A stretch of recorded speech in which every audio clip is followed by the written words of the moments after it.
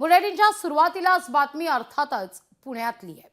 पुण्यातल्या घटनेनं सध्या खळबळ माजली आहे। पुण्यातील दीनानाथ मंगेशकर रुग्णालयातील गर्भवतीच्या मृत्यूप्रकरणी दिलेली माहिती अर्धवट असल्याचा आरोप रुग्णालय प्रशासनानं केला आहे। मात्र सोशल मीडियावर एक पोस्ट व्हायरल झाली आहे। रुग्णालयामध्ये महिलेला प्रसूतीसाठी दाखल करण्याआधीच 10 लाख रुपयांची मागणी करण्यात आलेली होती असं या पोस्टमधून दिसतंय। या संदर्भात रुग्णालयातील ऍडमिशन फॉर्मचाच फोटो सोशल मीडियावर व्हायरल झालेला आहे।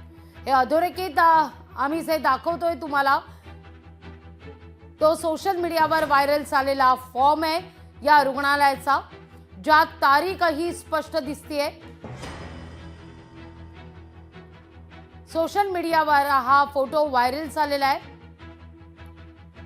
त्याचबरोबर त्या ऍडमिशन फॉर्मवर डॉक्टरांची स्वाक्षरी सुद्धा दिसतेय।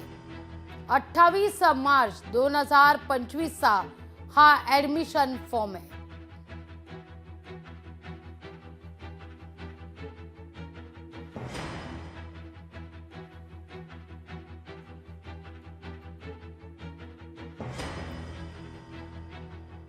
तर व्यवस्थेचा हा बळी आहे का असा सवाल आता यातून उपस्थित केला जातोय।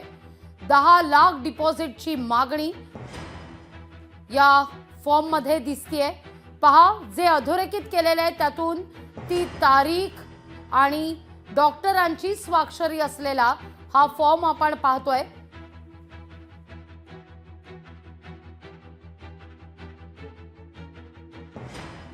आता मात्र कमेंट बॉक्स मधून या सगळ्या संदर्भात संताप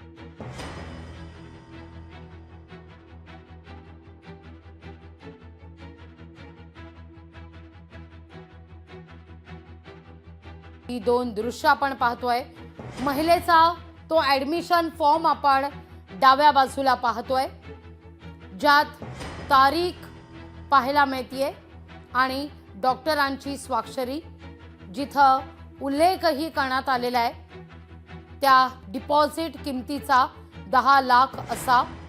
तर दुसरीकडे सोशल मीडियावर व्हायरल झालेला आपण फॉर्म पाहतोय आणि यातूनच सवाल उपस्थित होतोय, पुण्यातली ही घटना व्यवस्थेचा बळी आहे का हा मुद्दा आता उपस्थित करण्यात आलेला आहे। रुग्णालयाकडून 10 लाख डिपॉझिटचा आग्रह धरण्यात आला असा आता पीडित कुटुंबियांनी या ठिकाणी आरोप केलेला आहे।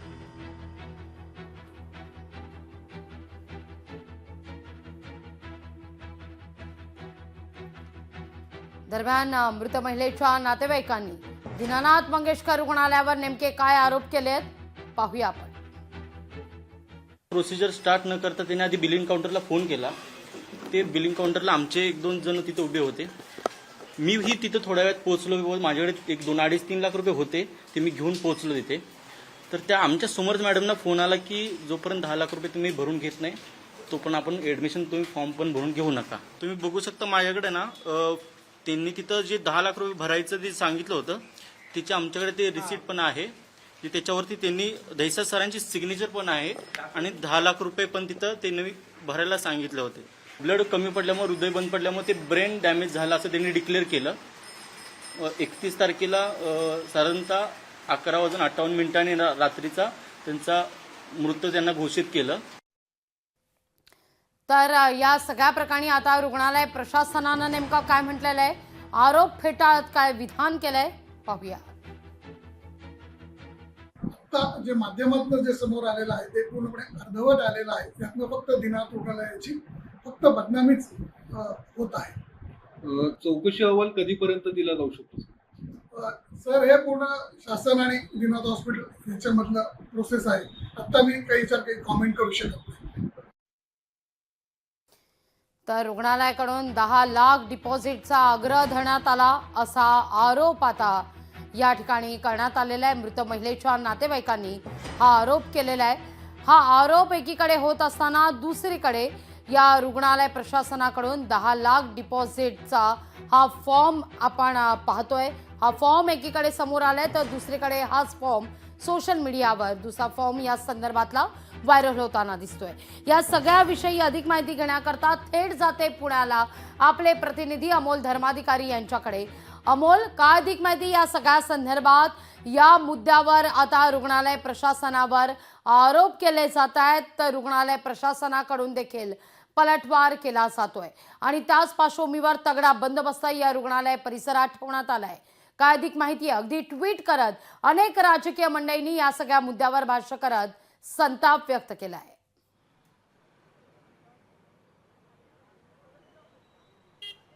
नक्कीच जो सगळा प्रकार घडलेला आहे त्यामुळे दीनानाथ रुग्णालयाच्या कारभारावर सुद्धा आता प्रश्नचिन्ह निर्माण होत आहेत। श्रीमंतांच्या व्यक्तींसाठीच हे रुग्णालय आहे का असा सवाल आता विचारला जातोय। खरं तर धर्मादाय आयुक्ताच्या अंडर हे सगळं रुग्णालय येतं आणि त्यामुळे या ठिकाणी गरीब रुग्णांना सुद्धा उपचार मिळावे असं आहे। पण जी घटना आपण 2 दिवसापूर्वी घडलेली पाहतोय की ज्या महिलेला वेळेत उपचार मिळालेले नाही आणि त्यामुळे दुसऱ्या रुग्णालयामध्ये ज्यावेळेस तिला दाखल केलं त्यानंतर तिचा मृत्यू झाला। या सगळ्याला कारणीभूत दीनानाथ रुग्णालय प्रशासन आहे असा आरोप आता नातेवाईकांकडून सुद्धा करण्यात येतोय आणि त्यामुळे राजकीय पक्ष आहेत ते सुद्धा आक्रमक झालेले आहेत आणि या दीनानाथ रुग्णालयाच्या परिसरामध्ये सध्या पोलिसांचा बंदोबस्त आहे तो आपण पाहतोय। सकाळपासून हा पोलिसांचा बंदोबस्त आहे तो लावण्यात आलेला आहे। काही पक्ष आणि संघटनांनी सुद्धा आंदोलनाचा इशारा आहे तो या ठिकाणी दिलेला आहे आणि त्यामुळे या परिसरामध्ये हे बॅरिकेड आहेत ते सुद्धा या ठिकाणी पोलिसांकडून ठेवण्यात आलेले आहेत। दुसरीकडे हा पोलिसांचा बंदोबस्त या बाजूला आपण पाहतोय की पोलीस कोणत्याही या ठिकाणी अनुचित घटना घडू नये यासाठी पोलीस हा बंदोबस्त आहे। दुसरं म्हणजे आता रुग्णालय प्रशासनाची चौकशी आहे ती सुद्धा आज पोलिसांकडून केली जाणार आहे। या रुग्णालयातील जे नर्सेस आणि डॉक्टर जे या रुग्णाच्या नातेवाईकांच्या संपर्कात होते त्यांचा जबाब घेतला जाणार आहे। आणि दुसरं म्हणजे आरोग्यमंत्री प्रकाश आंबेडकर यांनी काही वेळापूर्वीच जी माहिती दिलेली आहे त्यानुसार चौकशीसाठी एक समिती सुद्धा गठीत करण्यात आलेली आहे। आरोग्य विभागाचे उपसंचालक राधाकिशन पवार यांच्या अध्यक्षतेखाली 4 सदस्यांची समिती नेमण्यात आलेली आहे आणि या सगळ्या रुग्णालयातला जो तपास आहे तो सुद्धा ही समिती करेल। साधारण 2 आठवडे या सगळ्या चौकशी समितीला जाऊ शकतात आणि त्यानंतर पोलिसांची कारवाई आहे ती सुद्धा होऊ शकते। काल नातेवाईकांकडून या संबंधीची तक्रार आहे ती अलंकार पोलीस स्टेशनमध्ये देण्यात आलेली आहे आणि त्यानंतर आता पोलीस सुद्धा आज आपण या ठिकाणी पाहतोय हे पोलीस आणि वरिष्ठ पोलीस आलेले आहेत ते सुद्धा आता रुग्णालय प्रशासनाचा जबाब आहे तो यामध्ये नोंदवण्यात येणार आहे। नेमकी चूक कुणाची आहे?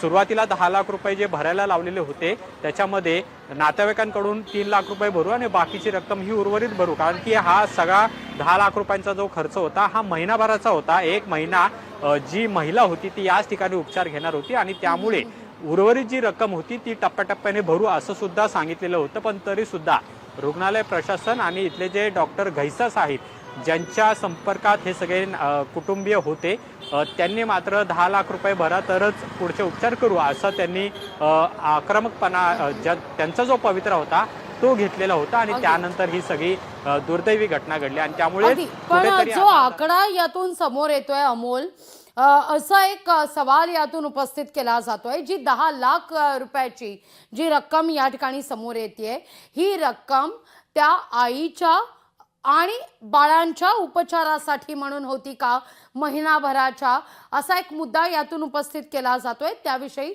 सुस्पष्टता द्याल।